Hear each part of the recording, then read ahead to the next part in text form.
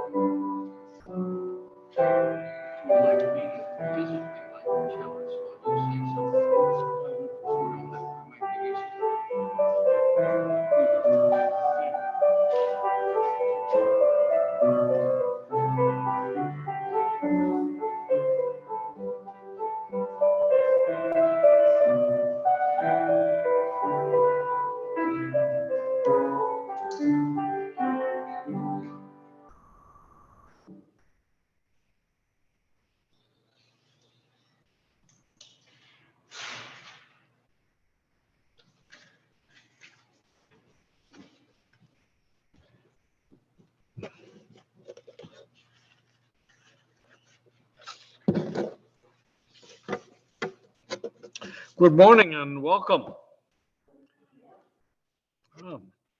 I greet you and welcome you with these thoughts from a British Unitarian minister named Cliff Reed. It's called, "What is Your Religion?" If someone had asked you what is your religion, what might you say? Here is what Cliff Reed said. I am Christian because I try to follow God's rule of love as Jesus did. I am Buddhist because I reverence the Buddha's way of compassion to all beings. I am Hindu because I see the divine unity in a myriad of avatars. I am Jewish because the law still guides me and the prophets still challenge me. I am Muslim because I bow before the one God, the beneficent, the merciful. I am Sikh because I heed the Guru's witness to the worth and the oneness of us all. I am of other religions too, for the truth has many channels, the divine, oh, so many messengers. I am Unitarian because that way I can embrace the unity that I see in all. And finally, as Unitarian Universalists, we would add, I am Universalist because I believe that the doorway to health, healing, salvation, and wholeness is never closed. Count us, O Creator of all, as children of your wondrous universe.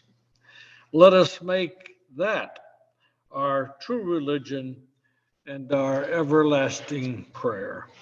Blessed be. We're now going to have the lighting of the chalice with assistance from my fellow minister, Reverend Richard.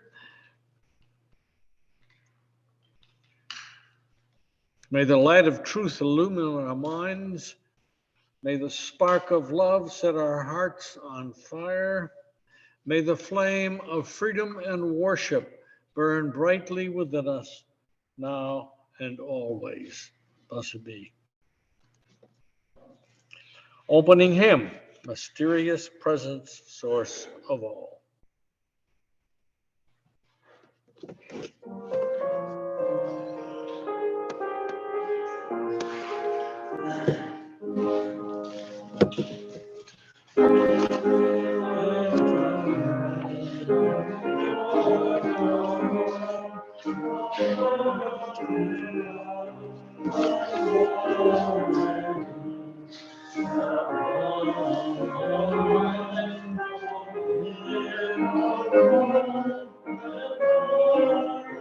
Living waters in the predestined, the rushing wind, thy spirit stirs in leaf and flower, nor wilt thou from a willing vine withhold thy light and love and power.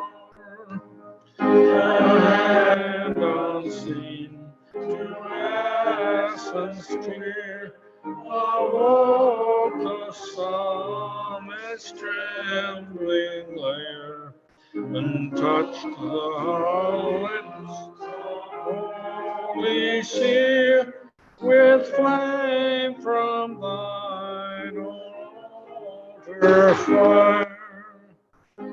Much divine, again impart, still give the prophet's burning words, and vocal in each waiting heart, let living songs of praise be heard. Okay.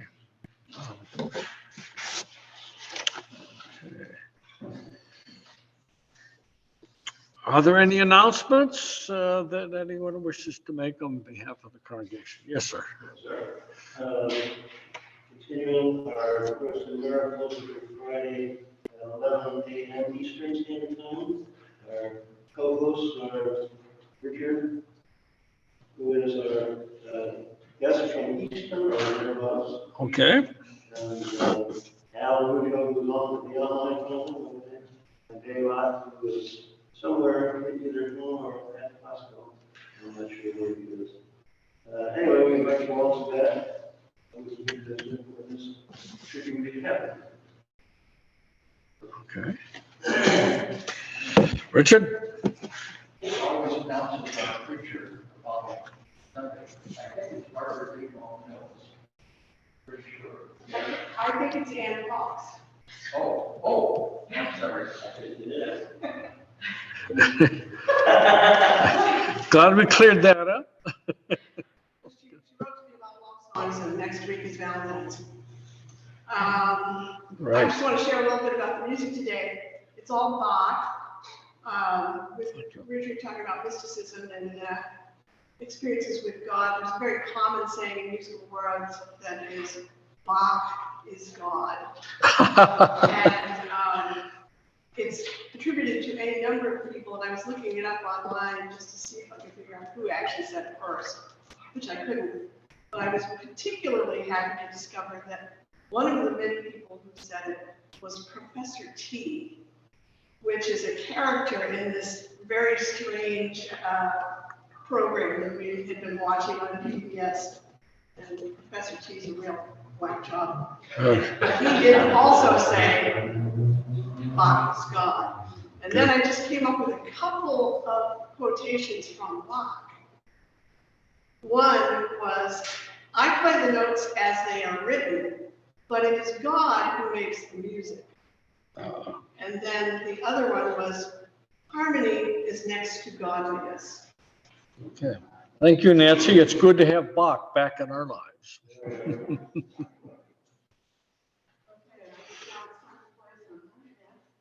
Okay. All right.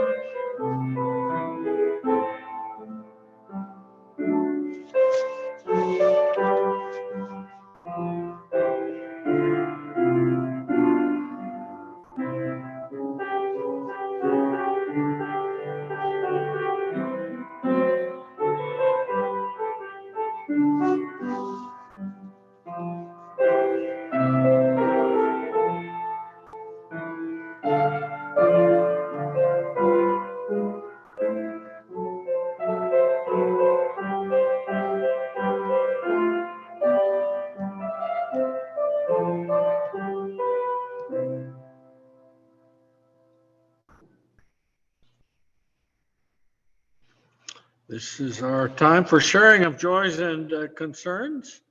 Uh, Anybody who wishes to? Oh, thank you. Absolutely. Yes. Recitation of the covenant found on selection 471 in your hymnal. Please join together. Love is the doctrine of this church. The quest of truth is its sacrament, and service is its prayer. To dwell together in peace, to seek knowledge and freedom, to serve human need, to the end that all souls shall grow into harmony with the divine. Thus do we covenant with each other and with God. Blessed be. Now we will turn to sharing of joys and concerns. If anyone has one they wish to share. Jim. Nancy and I are actually going to a big folk music concert at the Unitarian Theater in New Bedford this afternoon. First time we've done anything like that in a couple of years, probably. And there are all sorts of, you have to have a special, you have to write mask, you have to show proof that you've been vaccinated. We're there. We're going to go. Siberia, great place to be curious. Sounds great. Enjoy. Notes. Okay.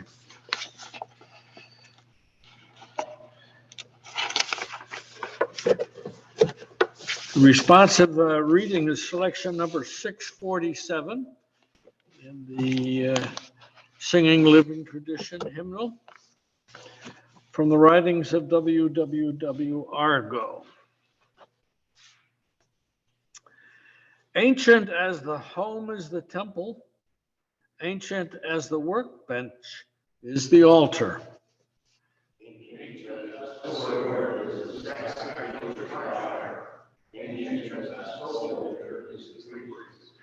Older than written language is spoken prayer. Older than painting is the thought of a nameless one.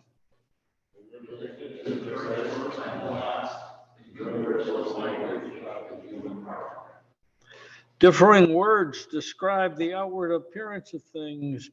Diverse symbols represent that which stands beyond and within.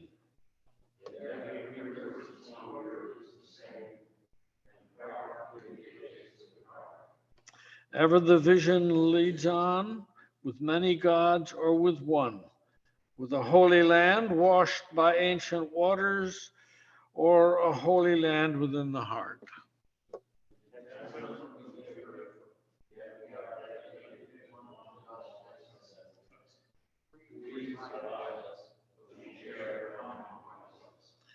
Because we are human, we shall ever build our altars.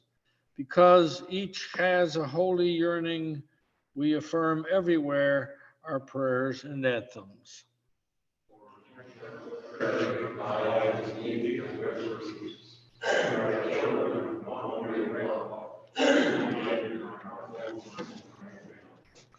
Blessed be.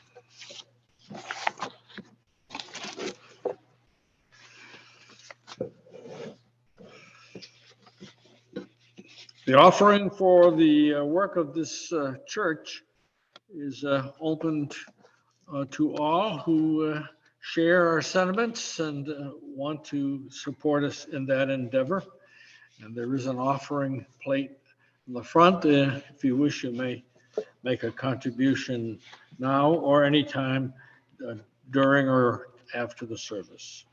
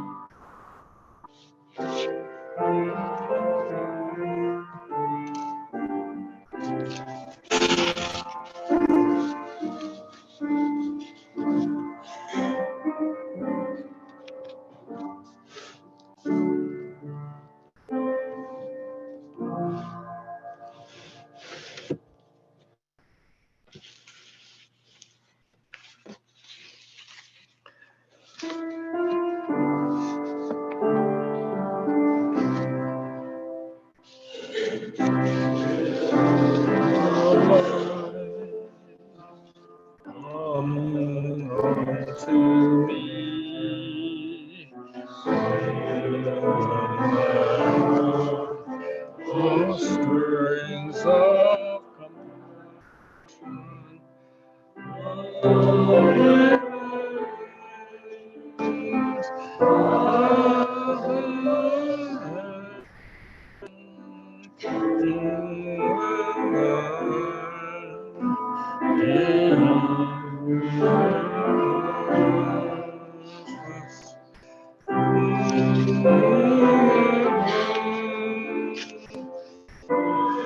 set me free, Spirit of life, come to me.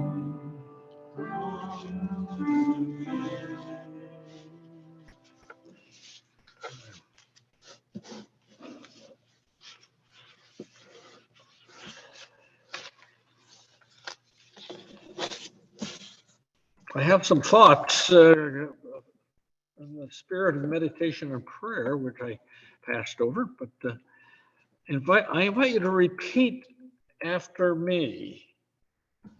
Shalom Havarim. Peace be with you. Pacham in Teres. Peace to all the world. Om Shanti. Eternal peace. In 1,000 tongues and in the silent language of the heart. Let peace be our prayer and a song upon our lips. Shalom, Pacham, Om Shanti. Peace, peace, eternal peace. The peace that passes all understanding. Thank you.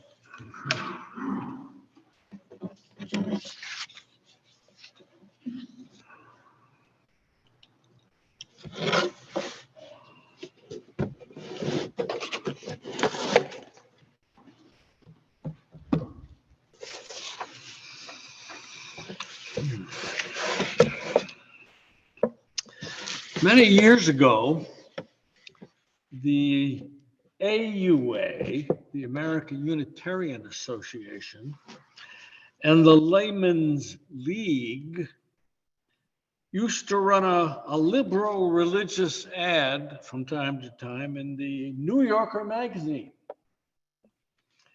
And the ad made a pitch to supposedly progressive liberal thinkers with the following provocative question.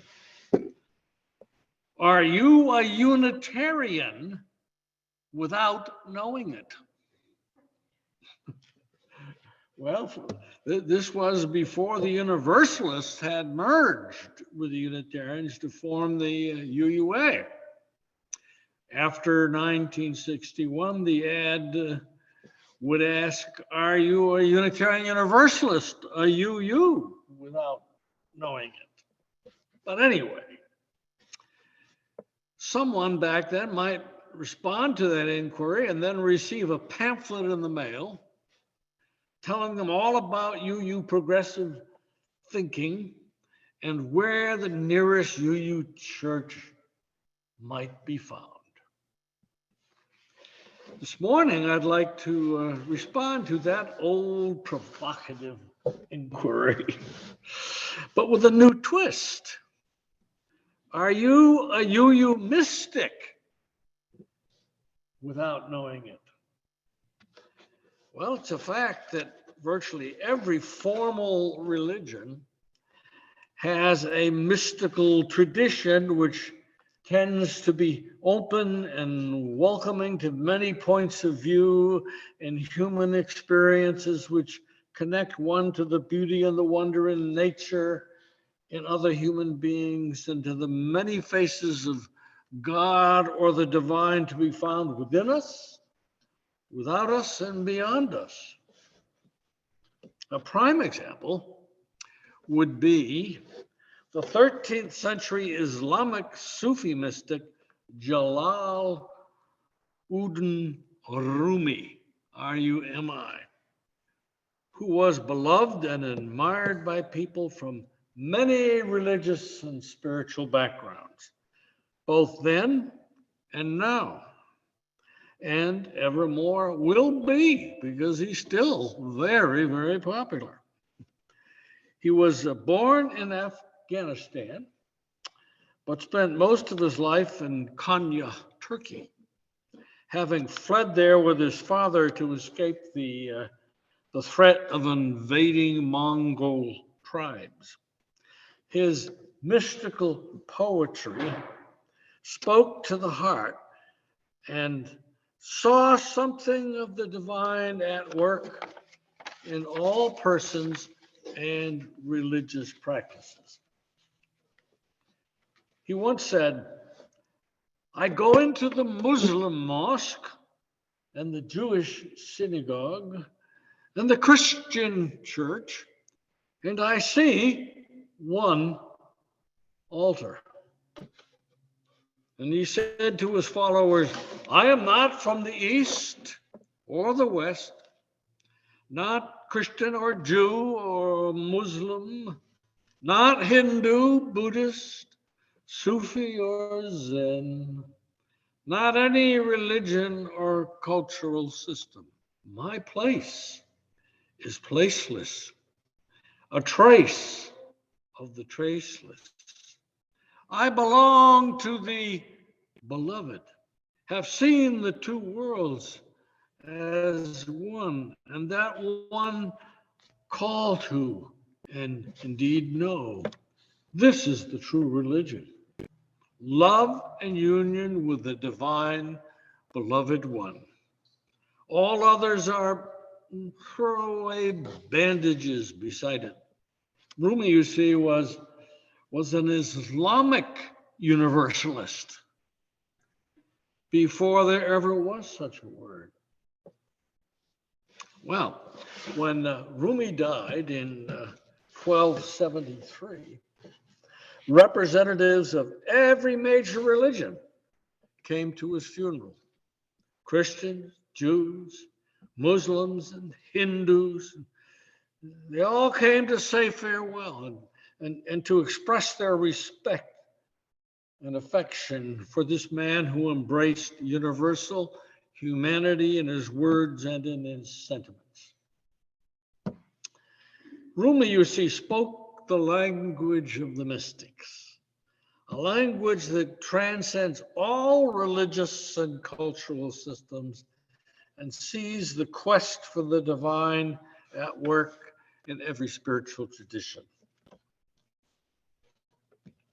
The generosity, love, and tolerance of the Sufi mystics are a part of Islam that we hear little to nothing about these days. Darn shame. Yet it's there.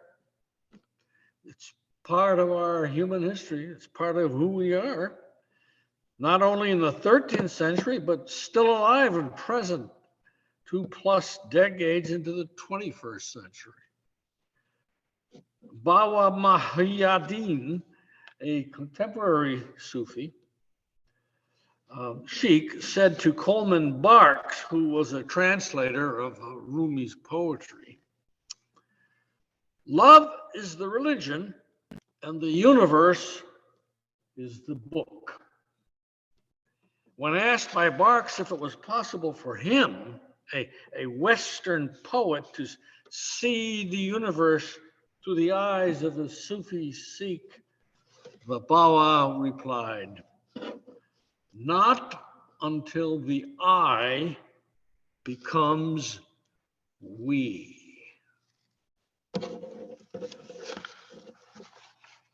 Not until the I becomes we.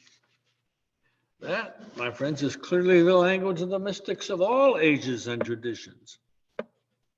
It is the language that speaks of interconnections and unity of human beings with each other, with nature, and with God.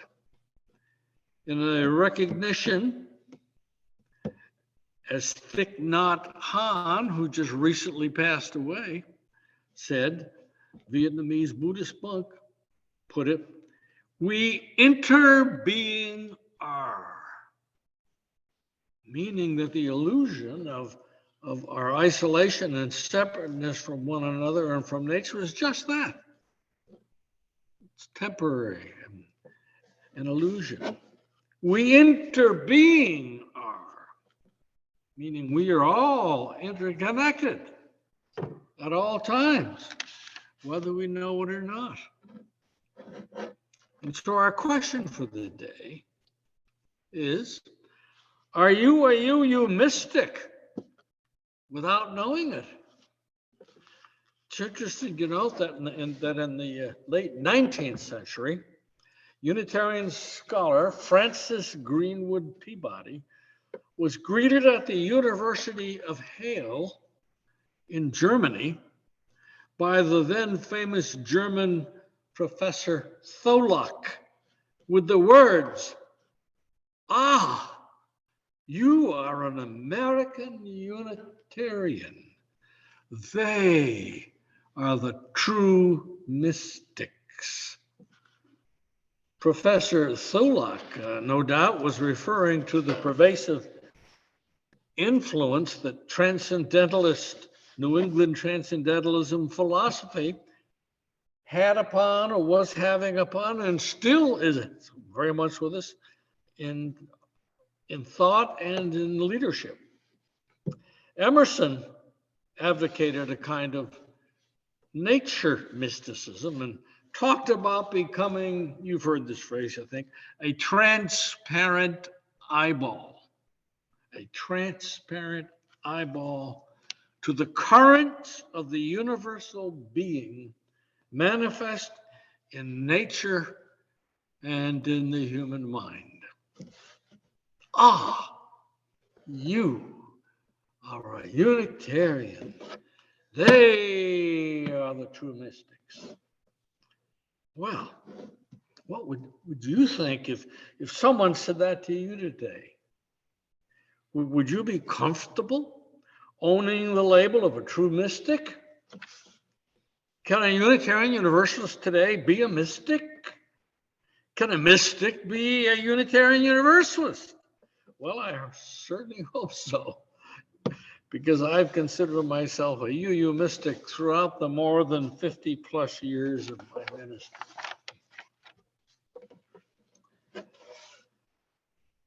Mystical experience is too often associated in the popular mind with the irrational or fanciful, not connected with the real world. Well, nothing could be further from the truth.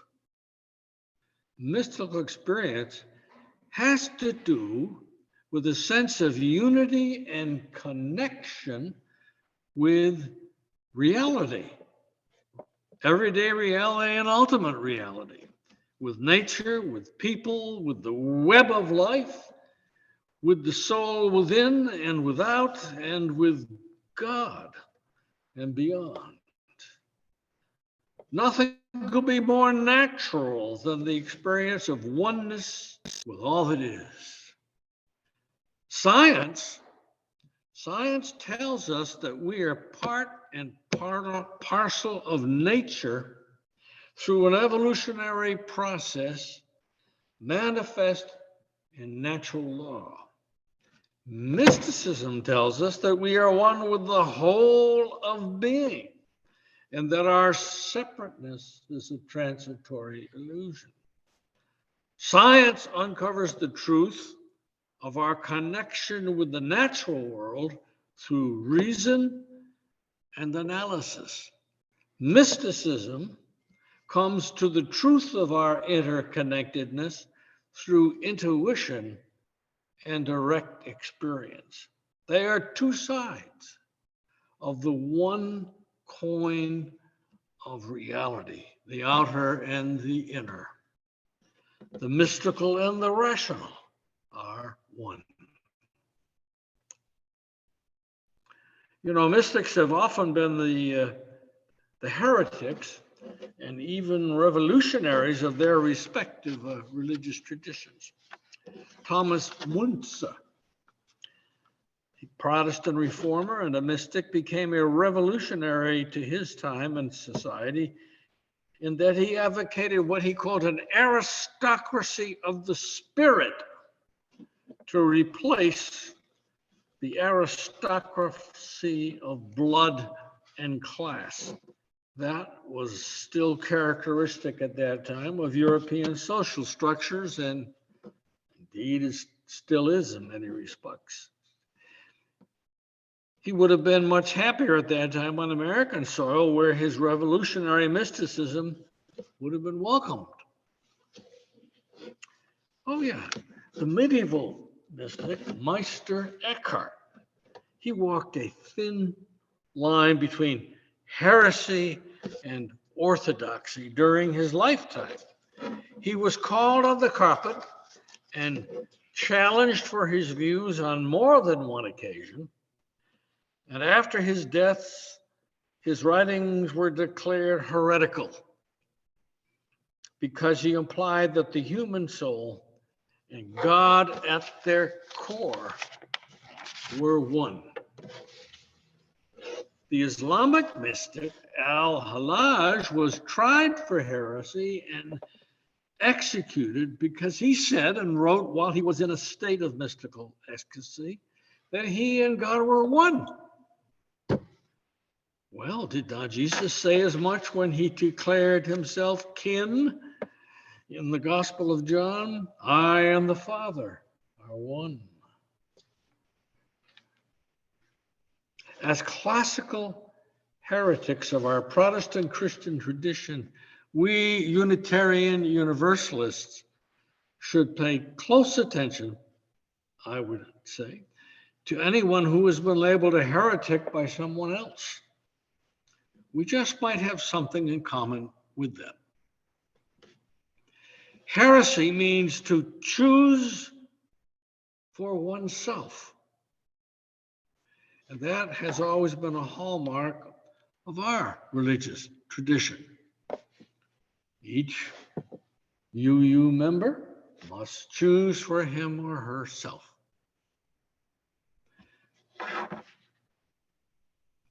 There is a kind of universalism of the spirit that mystics both feel and seek to articulate.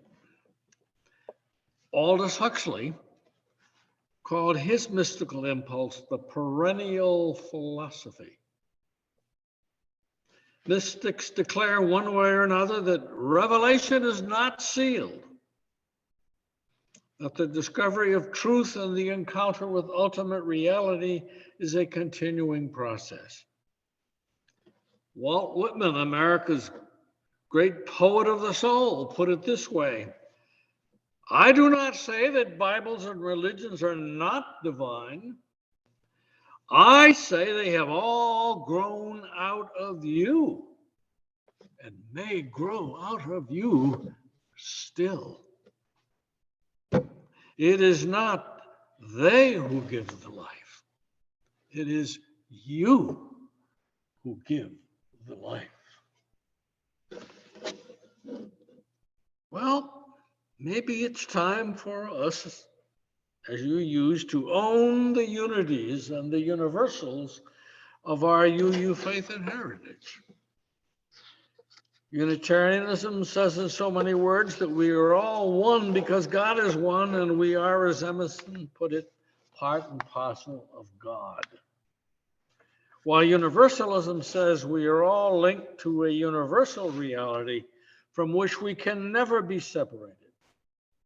because God, in essence, is love, and salvation and wholeness are forever and always available to all.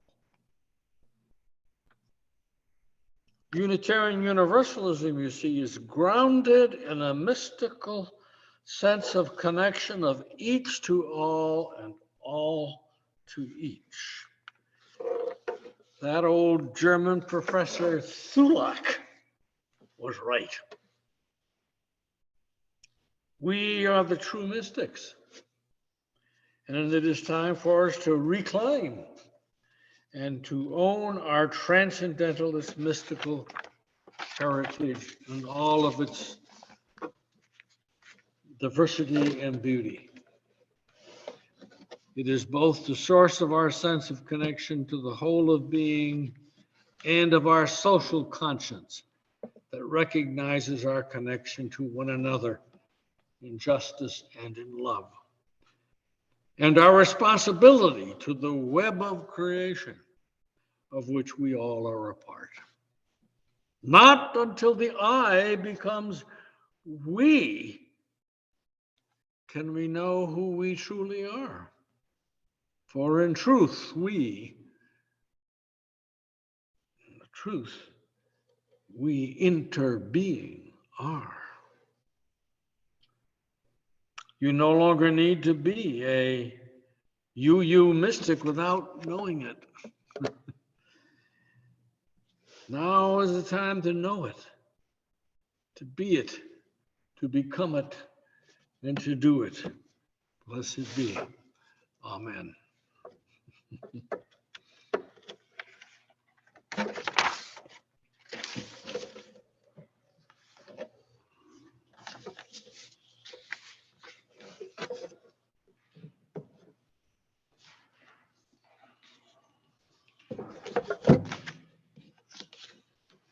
Closing hymn, My Life Flows On, an Endless Song, number 108.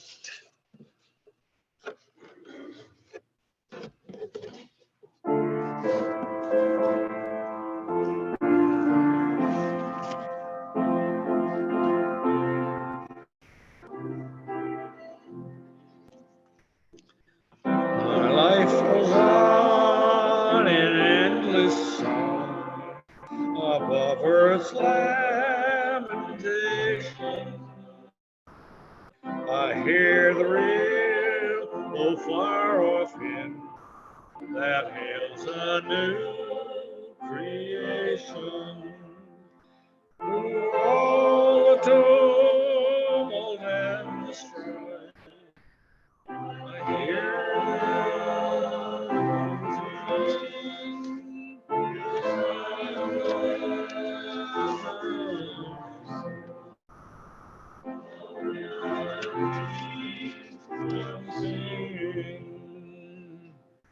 what though the tempest round me roars, I know the truth it liveth. What though the darkness round me close, songs in the night it giveth. No storm can shake my inmost calm, while to that rock I'm clinging, since love prevails in heaven and earth. How can I keep from singing when tyrants tremble as they hear the bells of freedom ringing, when friends rejoice both far and near? How can I keep from singing? To prison cell and dungeon vile, our thoughts to them are winging, when friends by shame are undefiled. How can I keep from singing? And now may the truth that makes us free, the hope that never dies, and the love that casts out fear lead us forward together until the day's spring breaks and the shadows flee away. Blessed be.